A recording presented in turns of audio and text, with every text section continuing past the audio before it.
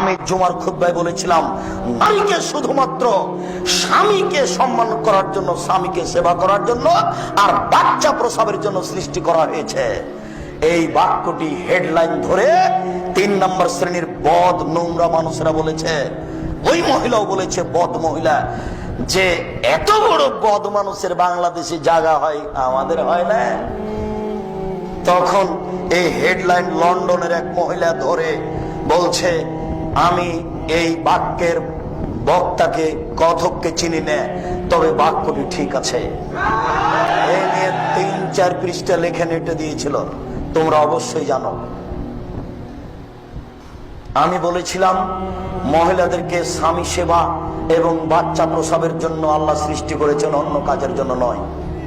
Office আদালত, court কাচারি, শিক্ষা প্রতিষ্ঠান তাদের দিয়ে চালাতে হবে, এই জন্য আল্লাহ সৃষ্টি করেননি, তারা বিপজ্জনক বস্তু।